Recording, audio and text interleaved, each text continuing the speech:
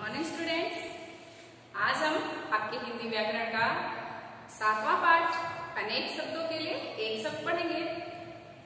बच्चों, इसके पहले मैंने आप लोगों को आपका 6वां पाठ विलोम नामक पाठ पढ़ाया था। उम्मीद है कि आप लोगों को अच्छी तरह से समझ में आया होगा। तो बच्चों, एक बार उसकी पुनरावृत्ति कराते हैं।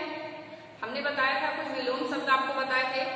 बच्चों, विलोम का मतलब होता है उल्टा, यानी कि किसी शब्द को उलटकर, यानी कि कोई शब्द है उसका अर्थ अगर दिन है तो दिन का उल्टा रात होगा, यानी कि शब्दों के उलट कर लिखे जाने शब्द को हम लोग विलोम शब्द कहते हैं। आइए आज हम लोग अनेक शब्दों के लिए एक शब्द पढ़ते हैं। आइए जानते हैं इसका अर्थ क्या होता है, इसका मतलब क्या होता है। अपने मन के भाव को संक्षेप में व्यक्त करने के लिए हमें अनेक शब्दों के लिए एक शब्द की आवश्यकता होती है। बच्चों, कभी कभी क्या होता है, हमें अपने शब्दों को, हमें अपने भाव को, अपने विचारों को अभिव्यक्त करने के लिए किसी के सामने कभी कभी क्या होता है, उसको मर्मस्पर्शी बनाना होता है कि हमारी बातों का उस पर क्या प्रभाव पड़ रहा है। कुछ व्यक्ति होते हैं जो अपने मन के भाव को किसी और के सामने व्यक्त करने के लिए अभिव्यक्त करते हैं जब, तो छोटी सी बात को इतना बढ़ा चढ़ाकर आदमी भी परेशान हो जाता है और वो कहते कहते तो परेशान होता है। कभी भी किसी भी समाज में, किसी भी सोसाइटी में हमें अपनी बातों को मर्मस्पर्शी रूप से रखना चाहिए। हमें इस तरह से उसके सामने अपनी बातों को प्रकट करना चाहिए कि हमारी बातों का अगले पे असर पड़े। और इसी की भाषा को मर्मस्पर्शी बनाने के लिए ही हम अनेक शब्दों के लिए एक शब्द का प्रयोग करते हैं। आइए देखते हैं एक बार और। अपने मन के भाव को संक्षेप में व्यक्त करने के लिए, अपने मन के भाव, अगर हमारे मन में क्या विचार बनाए हैं, हमें क्या अभिव्यक्त करना है किसी के सामने, उसको अभिव्यक्त करने के लिए हम अनेक शब्दों के लिए एक शब्द का, कुछ ऐसा एक शब्द बोलेंगे जिससे उस व्यक्ति को हमारे मन की पूरी बातें पता चल जाएंगी। इसीलिए अनेक शब्दों के लिए एक शब्द का निर्माण हुआ। आइए देखते हैं, आपकी किताब में बहुत सारे ऐसे अनेक शब्दों के लिए शब्द हैं, विलोम है, पर्यायवाची है, मुहावरे हैं, लोकोक्तियां। तो बच्चों, आप लोग उसको पढ़िए, आप लोगों के पूरे जीवन के लिए बहुत महत्वपूर्ण है। हिंदी साहित्य तो होता है जो आप पढ़ते हैं उसे अपने नैतिक जीवन को उतारते हैं, लेकिन जो हिंदी व्याकरण होता है बच्चों, ये कक्षा 1 से लेकर पूरी लाइफ, पूरी जिंदगी आप जितनी पढ़ाई करते हैं उसमें इसकी जरूरत होती है अगर हिंदी आप पढ़ते हैं तो। ठीक है, आइए कुछ शब्द देखते हैं बच्चों। जैसे क्या होता है, जो कहा ना जा सके। अगर हम किसी के सामने जाते हैं और किसी आदमी से बात करते हैं तो कहते हैं, हम क्या बताएं, ऐसी घटना हो गई जो कहा ना जा सके। ठीक है, हमने कहा वही चीज कहा जो कहा ना जा सके, उस तरह की घटना हो गई है जो कहा ना जा सके, क्या बताएं। ठीक है, तो ये थोड़ा बहुत बड़ा लगता है, लेकिन उसी को मर्मस्पर्शी और अच्छा बनाने के लिए, अपने भाव को और अच्छी तरह से व्यक्त करने के लिए अगर हम लोग कहते हैं कि अकथनीय बातें हैं ये,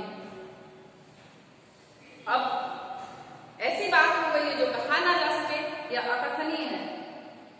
कितना छोटा हुआ ये, लेकिन इसका मतलब अकथनीय ना का मतलब ही हो गया। अगर हमने अकथनीय कह दिया किसी के सामने तो हो गया कि जो कहा ना जा सके बच्चों, उसका मतलब वही हो गया। ठीक है, ऐसे ही कभी कभी हम अपने मन के विचारों को किसी के सामने प्रकट करते हैं, मन में होने वाला है जो गिना ना जा सके। क्या कहेंगे हम किसी से? मान लीजिए कि आपके पास सरसों के दाने रख दिए, चावल के दाने रख दिए, या कुछ चीज इतनी मात्रा में रख दी जा सके जो गिना ना जा सके, तो आप किसी से जाएंगे तो अपने भाव को क्या व्यक्त करेंगे? अरे वो इतना है कि हम उसको गिन ही नहीं सकते, वो इतना है कि जिसको गिना ही ना जा सके। लेकिन ठीक है, आपने अपने भाव को व्यक्त किया,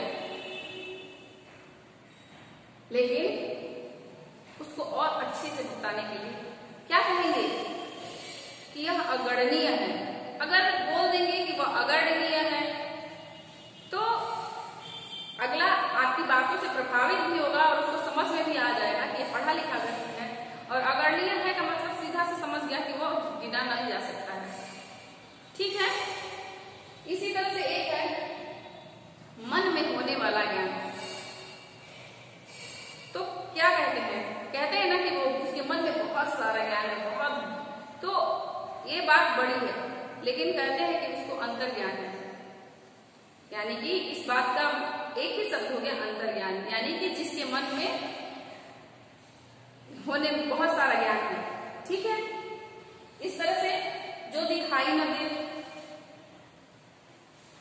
ठीक है, किसी चीज बोलते हैं कोई ऐसा चीज है जो दिखाई नहीं देता है, वो चीज दिखाई नहीं देता है, हमें वो चीज दिखाई नहीं दे सकता है, लेकिन उसको बोलेंगे वह अदृश्य है, वह अदृश्य है, तो आपकी बातों का प्रभाव उस पर ज्यादा पड़ेगा, सुनने में भी अच्छा लगेगा और आपको बोलने में भी कम समय लगेगा।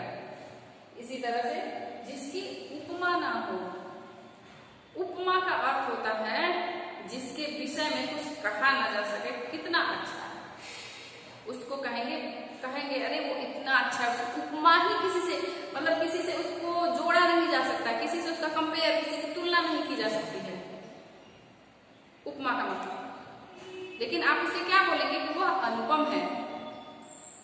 ठीक है। ऐसे ही एक शब्द जो तृप्त न हो, कुछ लोग ऐसे होते हैं जिनके पास कुछ भी धर दीजिए वो तृप्त नहीं होते हैं, तो उनको बोलेंगे अरे वो कभी तृप्त ही नहीं होता है, उसको कुछ भी दे दीजिए वो तृप्त नहीं होता है। लेकिन अगर आप हिंदी पढ़े हैं और हिंदी के विषय में जानते हैं तो आप बोलेंगे वो अतृप्त व्यक्ति है। तो इसका सीधा सा असर पड़ेगा और सब लोग जानेंगे कि आपको पता भी है, आपको कहने में कम टाइम लगेगा, उसको समझने में कम बातों में ज्यादा बातें समझ लेंगे। तो बच्चों उम्मीद है ये पाठ आपको समझ में आया होगा। अपने किताब से सारे वर्ड, सारे शब्द को याद करिए।